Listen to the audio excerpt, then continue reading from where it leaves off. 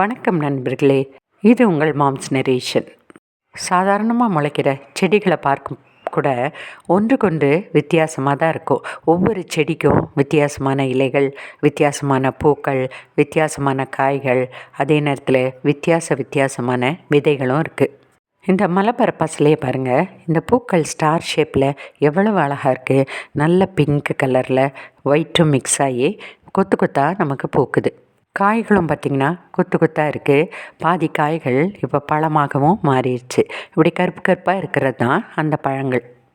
இதில் இருக்கிற பூக்களையும் காய்களையும் நம்மளால் எண்ணவே முடியாது, அவ்வளவு பூக்களும் பழங்களும் இருக்குது. அப்படியே ஒரு சில பழங்கள் தான் இப்போ பறித்திருக்கிறேன். இப்போ பாருங்கள், இப்படிப்பட்ட ஒரே ஒரு பழத்தை மட்டும்தான் விதைத்து அதிலிருந்து தான் இவ்வளோ பெரிய செடியும் வந்திருக்கு. இவ்வளவு பழங்களும், அதாவது அடுத்த விதைகளும் நமக்கு உருவாகியிருக்கு. இந்த ஒரே ஒரு விதையிலிருந்து ஆயிரக்கணக்கான விதைகள் நமக்கு கிடச்சிருக்கு. ஆயிரக்கணக்கான விதைகள்லேருந்து ஆயிரக்கணக்கான செடிகள். அப்போ பார்த்திங்கன்னா எப்படி அது மல்டிப்ளை ஆகுதுன்னு பாருங்கள். இது இயற்கையோட ஒரு வித்தியாசமான அற்புதம் தான் நம்ம சொல்ல முடியும். அப்படி நமக்கு லேவிஷாக இயற்கை கொடுக்குது. ஒன்று போட்டால் 100க்கு மேலே நமக்கு கிடைக்குது. இந்த காஸ்மாஸ் பூக்களை பார்த்தா அழகான மஞ்சள் நேரத்தில் ரொம்ப அழகாக இருக்குது. ரொம்ப அட்ராக்டிவாகவும் கார்டனில் இருக்குது. ஆனால் இதே பூக்கள் காய்ந்து வரும்போது அதிலிருந்து தான் விதைகளும் உண்டாகுது. அந்த விதைகளை பார்க்கும்போது ரொம்பவே டோட்டலாக டிஃப்ரெண்ட்டாக இருக்கும்.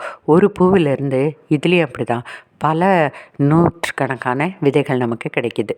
ஒரே ஒரு செடி வளர்ந்தால் போதும், அதிலிருந்து ஆயிரக்கணக்கான விதைகளை நம்மளால் உற்பத்தி செய்ய முடியும். இதெல்லாம் சுலபமாக வளரக்கூடிய விதைகள் தான். பாருங்கள், எவ்வளவு விதை இப்படி கொட்டி கிடக்குது நமக்கு. அதே மாதிரி தான் மேரிகோல்டு கூட பார்த்திங்கன்னா, பூக்கள் வளர வளர அந்த பூக்கள் காயும்போது நமக்கு அது விதையாக பயன்படுது.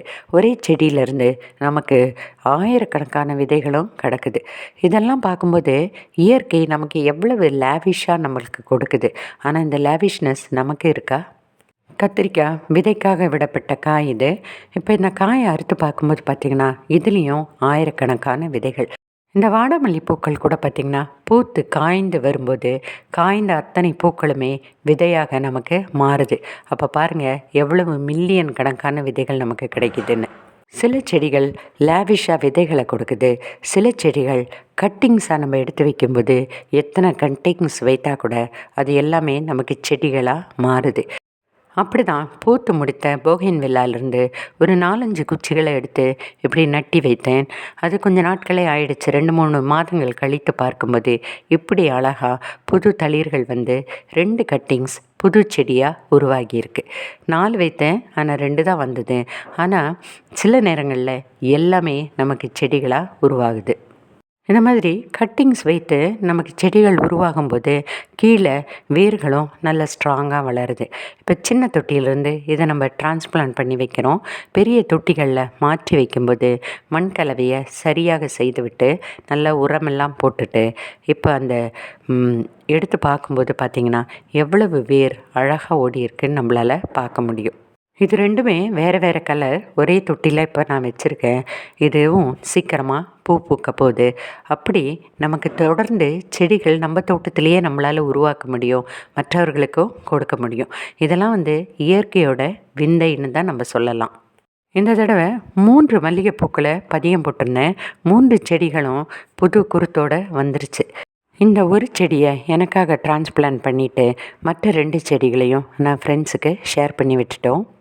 அதை டிரான்ஸ்பிளான்ட் பண்ணும்போது பார்த்திங்கன்னா எவ்வளவு வேர்கள் அதிலிருந்து வந்திருக்குன்னு பாருங்கள். இயற்கை நமக்கு இப்படி தாராளமாக நம்ம கொடுக்கும்போது நம்ம கூட இயற்கையோட முறையை ஃபாலோ பண்ணோம்னா நம்மளும் மிக செழிப்பாக இருக்க முடியும். ஒரு விதையை விதைக்கும்போது தான் பல்லாயிரக்கணக்கான விதைகளை நம்மளுக்காக கிடைக்கும். தேவையுள்ளவர்களுக்கு ஒன்று கொடுக்கும்போது தான் நம்மளுக்கும் அது திரும்பியும் கிடைக்கும். அந்த மாதிரி காரியங்களை எல்லா வேதங்களும் சொல்லுது. இதில் உங்களுக்கு நம்பிக்கை இருந்தால் நீங்களும் செய்து பாருங்கள். நன்றி.